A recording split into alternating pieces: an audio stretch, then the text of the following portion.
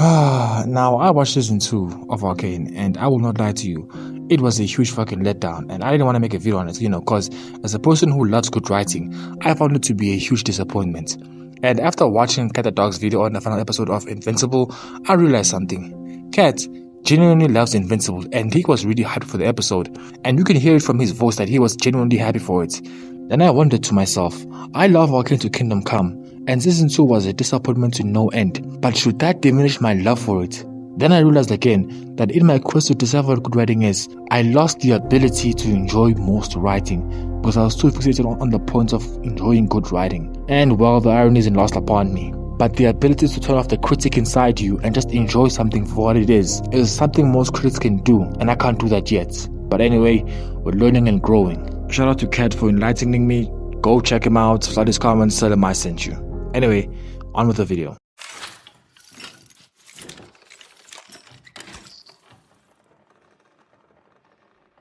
The thing about America was the fact that Hollywood, forget America, Hollywood used to, that's what we did better than anybody else in the world. We told a really good story. Europe was where you had character-based films or mood-based films, but America, we told a story. We're the worst at it now, as far as I'm concerned. At telling a story. Telling a story. We don't tell a story. We tell a situation. Most of the movies that you see nowadays, and I'm not a Hollywood basher because enough good movies come out of the Hollywood system every year to justify its existence. However, a good majority of movies that come out, you pretty much know everything you're going to see in the movie by the first 10 or 20 minutes. Now that's not a story. A story is something that constantly unfolds. I'm not talking about like this quick left turn or a quick right turn or a big surprise. I'm talking about it unfolds. Now, I will try to keep this as short as possible, but this is why I love Arcane, because it has a story that just unfolds and it cannot be predicted. There's no climatic scene. Well, there are, but you can't predict when they'll be. A fight can just break out at any time, and I love it. And another thing I just love about Arcane writing is that it tells a story from multiple perspectives, and then you get to pick which side you're on. The writers don't try to make one person as the bad guy. It's just a situation where everyone just fights for themselves. And honestly, going into season 2, I just wanted one thing, and that they don't make Jinx into the monster that needs to be put down. And again, the narrative that changes from person to person and allows you to draw your own conclusion was so amazing. But when season 2 started and episode 1 was dedicated to making Jinx the bad guy, I was just angry. And if you can't tell, I fuck with Jinx heavily. I like how she looks, her character design, her toes, her personality. I like just the way that she behaves, everything, bruv, you name it. And also, objectively speaking, the fight scenes were just improved compared to the previous season. It's like the writers only had one idea, and that was just to upgrade everything. Now, the first time watching this, I noticed that the story was taking a more emotional approach. And I've never tried actively caring for a character, but this lesbian relationship wasn't for me. Like, I don't know how lesbians cut it. Couldn't resist. But yeah, moving on. Although the pacing is a bit slow, I just love the build up on, Jinx. Seeing a character you love get flushed out is always such a groundbreaking experience. And let's not even forget about Victor, my boy.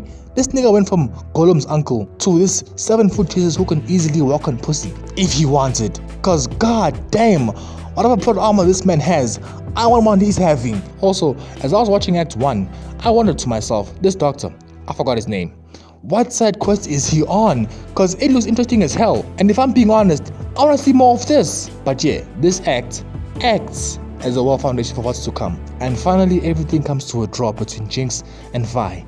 And this fight, man, in terms of choreography and just straight epicness, it isn't the best, but trust me when I say this, it's up there. And I couldn't hate the feeling that someone was blessed with plot armor, Caitlyn, but I'm not here for that. And now, I was laying down there with my feet in the air, but simultaneously, it felt like I was on the edge of my seat. Cause will Jinx win? Will Caitlyn kill Jinx? Or what? Nigga, I was in suspense. It had me in a chokehold.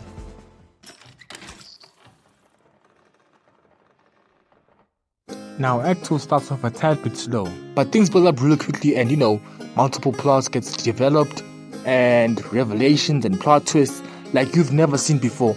Like how Silico wasn't the bad guy, things have been preached since season 1, bruv. You can't even call me a prophet for this. Or like how Vander was alive this entire time. Like, bro, even with foresight and 2020 vision, I couldn't see this shit coming. And although I love the fact that, both sisters finally get the chance to breathe, I just feel like it's under some rough circumstances. And I swear, man, cliffhangers are the worst. They are straight nonsense. Cause tell me why, You're watching a story, and the writers obviously designed it for you to be hooked. You're watching, and everything is suspenseful. You're at the edge of your seat, and then boom, the episode ends. Like, what was the whole point of making this shit suspenseful if you're just gonna end it like this? And some of these bastards be having the absolute nerve to actually write a suspenseful story, build it up, edge you on, and then end the story. And when you go to the next episode, there's something totally different. Like, what the fuck? Who raised you? Someone get their uncles and aunties, because what the fuck is this? And Victor, the 7-foot Jesus, was out here performing miracles, turning a nerd name like Harold to something better and respectful like the Herald. And he was out here making shit sweet, yeah. And sadly, Jace finally comes back after completing all of his side quests, and he packs the Herald up. Why? I don't know. Something about Victor is too good looking, can't let Mel see him, yada yada yada. And well, episode 6 is fantastic. It's just, it's just, I'm not crying, you're crying.